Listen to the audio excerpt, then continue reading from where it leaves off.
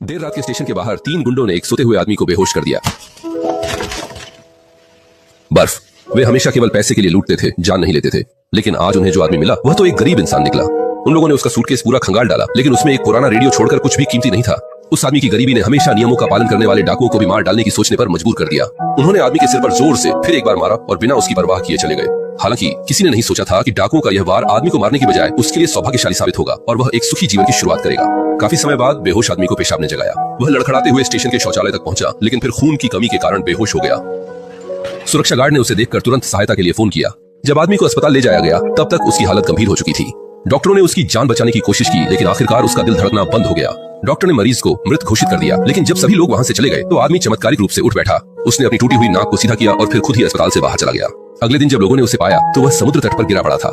एक भिखारी ने उसके जूते चुरा लिए, लेकिन सौभाग्य से वह आदमी अभी मरा नहीं था। उसे 2 छोटे लड़कों ने देखा और फिर लड़कों के पिता लाओ बाई ने उसे घर ले जाकर बचाया। उसे बचाने वाला लाओ बाई एक गरीब आदमी था जो अपने परिवार के साथ एक पुराने कंटेनर में रहता था और उनके पास खाने के लिए भी पर्याप्त नहीं था। आदमी की गंभीर चोटों को देखकर लाओ बाई ने अपनी पत्नी को उसके लिए एक कटोरी दलिया बनाने के लिए कहा। हालांकि कोई भी इस अजनबी के बारे में नहीं जानता था, लेकिन इस दयालु दंपति ने फैसला किया कि आदमी के ठीक होने के बाद ही उसे जाने देंगे। लाओ बाई की पत्नी के कुछ दिन की देखभाल के बाद आदमी धीरे धीरे होश में आने लगा। वो बात कर सकता था, धूम्रपान कर सकता था, लेकिन उसे अपने अतीत की कोई याद नहीं थी। यहाँ तक कि अपना नाम भी नहीं याद था। वह एक स्मृतिहीन व्यक्ति बन गया था। उस दिन काम से घर लौटते समय लाओ बाई अचानक बहुत उत्साहित हो गया। उसने एक साफ सुथरा सूट पहन लिया और कहा कि वह आदमी को बाहर खाने के लिए ले जाएगा। आदमी बेहद खुश हो गया और उछलते कूदते उसके पीछे चल पड़ा। लेकिन स्थान पर पहुंचने के बाद उन्होंने पाया कि लाओ बाई के कहे अनुसार बाहर खाना मतलब बाहर जाकर राहत भोजन प्राप्त करना था। असल में यह स्थानीय कल्याणकारी संस्था का साप्ताहिक शुक्रवार का चैरिटी आयोजन था। शायद आदमी का चेहरा बहुत अनजान था, इसलिए जब वह खाना लेने गया तो संस्था की एक महिला कर्मचारी उसे काफी देर तक घूरती रही। खाना खाने के बाद लाओ बाई ने आदमी को एक बार में ले गया। आज उसका वेतन दिवस था। उसने 2 बियर ऑर्डर की ताकि आदमी के साथ अच्छी तरह से पी सके, लेकिन पाया कि आदमी को शराब में कोई दिलचस्पी नहीं थी। आदमी के खुरदरे हाथों को देखकर लाओ बाई ने अनुमान लगाया कि आदमी पहले शारीरिक काम करता था। वापसी के रास्ते में लाओ बाई ने शायद ज्यादा पी ली थी और एक डंडा उठा लिया ताकि दृश्य को फिर से जीवंत करके आदमी की याददाश्त वापस ला सके। शायद लाओ बाई के इस व्यवहार से डरकर उस रात आदमी ने वापस न जाने का फैसला किया। वह अकेला समुद्र किनारे आकर पूरी रात बैठा रहा और अगले दिन स्थानीय सुरक्षा गार्ड ने उसे खोज निकाला। सुरक्षा गार्ड ने आदमी को बताया कि यह एक निजी समुद्री क्षेत्र है और यदि आप स्थानीय निवासी नहीं है तो यहाँ मछली पकड़ना जेल भेजने लायक है। जब उसने देखा कि आदमी अपनी पहचान नहीं बता सकता तो उसने उसे 2 विकल्प बताए।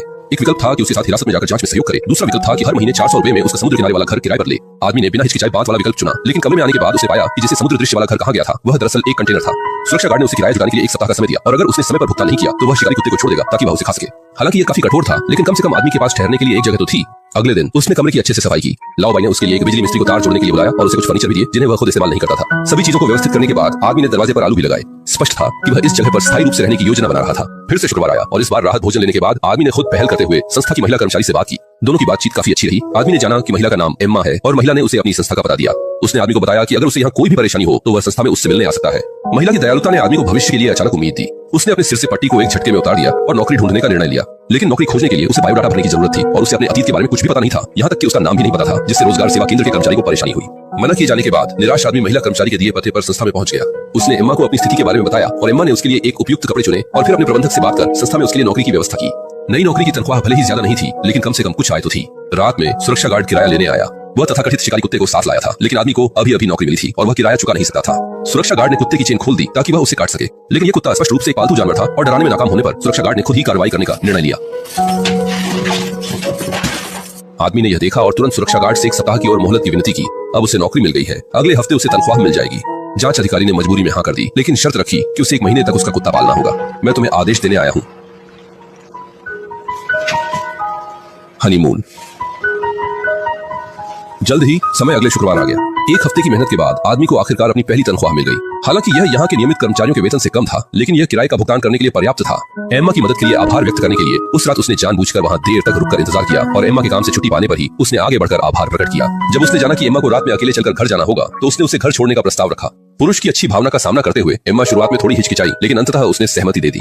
बातचीत के दौरान दोनों जल्दी ही एम्मा के घर के दरवाजे पर पहुंच गए। एम्मा ने आज पुरुष के द्वारा किए गए सुरक्षा के लिए धन्यवाद व्यक्त किया, लेकिन जब दोनों अलग होने वाले थे पुरुष ने अपनी चाल शुरू कर दी।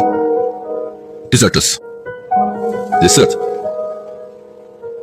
get us far side of the sister and land of the Titan.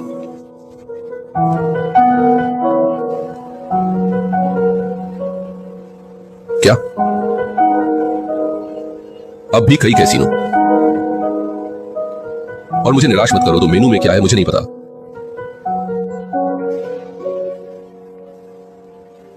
ये चाल भले ही पुरानी हो, लेकिन 40 से अधिक वर्षों से अकेली एम्मा पहली बार इसका सामना कर रही थी। मुझे नहीं पता यह कैसे हुआ। और सभी स्मिथ के प्रमुख हालांकि उसे भी इस आदमी के प्रति अच्छा लग रहा था, लेकिन इस समय वह स्पष्ट रूप से इसके लिए तैयार नहीं थी।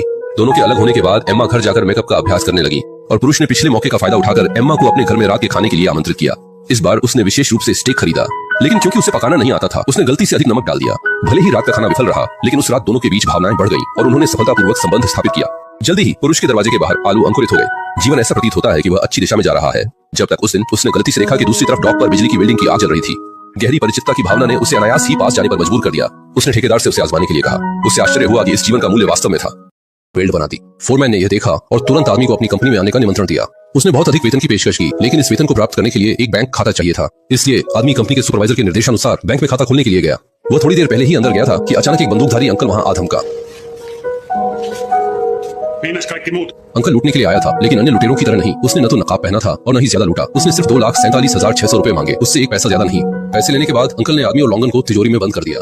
जल्द ही अलार्म बज गया और दोनों को जांच में सहायता के लिए पुलिस स्टेशन ले जाया गया, क्योंकि लॉन्गन ने बयान दर्ज करा दिया था। जल्द ही वह वहां से निकल गया, जबकि आदमी को नाम नहीं जानने के कारण पुलिस ने हिरासत में ले लिया। हालांकि कई संकेत दिखाते थे कि उसने अपराध में भाग नहीं लिया था, फिर भी आदमी को जांच में सहयोग न करने के कारण 3 महीने की सजा सुनाई गई। स्मृति खोना वास्तव में एक अपराध बन गया। जैसे ही वह अनिश्चित था, अचानक एक वकील अंदर आया। मूल रूप से यह एम्मा थी, जिसने आदमी की स्थिति जानकर उसके लिए विशेष रूप से एक रक्षा वकील बुलाया था।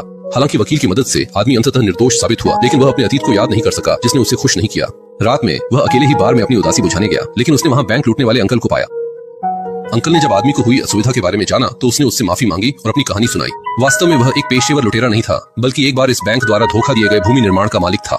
कुछ दिन पहले निवेश में असफल होने के कारण वह आरण चुका नहीं सका और बैंक ने उसकी सभी मशीनरी को जबरन खरीद लिया। उन्होंने उसे अत्यधिक कम कीमत पर खरीद लिया और फिर उसे 3 गुना अधिक कीमत पर बेच दिया, जिससे अंकल को लगा कि उसे धोखा दिया गया। गुस्से में जलते हुए उसने बैंक जाकर अपना नुकसान वापस लेने का निर्णय लिया। ये सब कहने के बाद अंकल ने फिर से आदमी से एक मदद के लिए कहा। दोनों ने उसके घर का दौरा किया और अंकल ने उस दिन का पूरा लूटा हुआ पैसा आदमी को सौंप दिया। मूल रूप से यह पैसा उसने अपने लिए नहीं लूटा था। जब से कंपनी दिवालिया हो गई थी, तब से उसने मजदूरों की सैलरी कई महीनों से नहीं दी थी। अब वह इस खाते को साफ करना चाहता है, लेकिन वह मजदूरों का सामना करने में असहज महसूस करता है। उसने आदमी से मदद की गुहार लगाई और उसने कहा कि वह उसे पुरस्कार के रूप में कुछ पैसे भी देगी। मजदूरों की कंपनी और पते को उसने पहले ही वर्गीकृत कर रखा था। मामले की जड़ को जानने के बाद आदमी ने इस काम को स्वीकार किया। हालांकि वह अभी कुछ दूर ही निकला था कि कमरे से अचानक गोली की आवाज आई। ये अंकल ने आत्महत्या कर ली थी। वह और छुपकर जीवन नहीं जीना चाहता था। हालांकि कमीशन देने वाला व्यक्ति मर गया था, फिर भी आदमी ने अपना वादा पूरा किया और अंकल द्वारा दी गई सैलरी को मजदूरों को दे दिया। ये काम खत्म करने के बाद वह थकान से चूर अपने निवास स्थान लौट आया। हालांकि थोड़ी देर बाद स्थानीय पुलिस ने दरवाजे पर दस्तक दी। मूल रूप से उसकी पहचान की पुष्टि की गई थी। उसका नाम जैक था, जो दूसरे प्रांत में एक प्रसिद्ध वेल्डर था। उसके पास एक पत्नी और परिवार था। लेकिन अजीब बात यह थी कि वह इतने दिनों तक गायब था, फिर भी उसकी पत्नी ने पुलिस को सूचना नहीं दी थी। इस संदेह के साथ आदमी ने लौटकर देखने का निर्णय लिया। जाने से एक रात पहले उसने फिर से एम्मा से मुलाकात की। हालांकि उसे पता था कि यह शायद उनकी आखिरी मुलाकात होगी, फिर भी एम्मा ने बहुत उदारता दिखाई। उसने आदमी के लिए टिकट खरीदी, सामान पैक किया और यहाँ तक कि अगले दिन सुबह सुबह एक सैंडविच भी बनाया। मन में भारी उदासी लिए आदमी ने घर लौटने की राह पकड़ ली। पुलिस द्वारा दिए गए पते के अनुसार वह एक विला के सामने पहुंचा और दरवाजा एक युवा महिला ने खोला। हालांकि कई महीने बीत गए थे बिना मुलाकात के, लेकिन जैक समझ गया कि उस महिला के चेहरे पर जरा भी खुशी नहीं थी। कुछ बातचीत के बाद जैक को पता चला कि यह महिला उसकी कानूनी पत्नी है, लेकिन उनके बीच का वैवाहिक संबंध लंबे समय से समाप्त हो चुका है। क्योंकि पहले जैक जुआ और शराब का शौकीन था, कुछ तीखी झगड़ों के बाद दोनों पति पत्नी अलग अलग जगह रहने लगे थे। हालांकि उन्होंने तलाक नहीं लिया था, लेकिन उन्होंने अपनी अपनी नई जिंदगी शुरू कर दी थी। जैक दक्षिण में बस गया और उसकी पत्नी ने भी अपना नया परिवार बना लिया। बात करते करते पत्नी का वर्तमान बॉयफ्रेंड लौट आया। अचानक दरवाजे पर आए पूर्व पति को देखते हुए बॉयफ्रेंड ने जैक से मुकाबला करने का सुझाव दिया, लेकिन जैक को लगा कि इसकी कोई जरूरत नहीं है। उनकी शादी पहले ही समाप्त हो चुकी है और उसकी एकमात्र इच्छा थी कि बॉयफ्रेंड उसकी पूर्व पत्नी के साथ अच्छा व्यवहार करे, क्योंकि वे कभी एक दूसरे से प्यार करते थे। पत्नी को अलविदा कहने के बाद जैक ने दक्षिण की ओर जाने वाली ट्रेन पकड़ ली। वहाँ उसकी पकी हुई आलू है, वहाँ उसकी प्रतीक्षा कर रही प्रेमिका है। इस फिल्म का नाम नो पास्ट मैन है, लेकिन वास्तव में यह एक मध्यवयीन आदमी की कहानी है जो स्मृति खोने के बाद नई जिंदगी प्राप्त करता है। पहले का जैक शायद शराब और जुए का आदी था, लेकिन उसके अतीत का कोई भी बुरा भाग उसके जीवन को सकारात्मक रूप से देखने की शुरुआत से अब कोई महत्व नहीं रखता। अतीत का कोई महत्व नहीं है। अगर आपके दिल में अच्छाई है और आप मेहनत से जीवन जीते हैं, तो एक नया जीवन जरूर आएगा।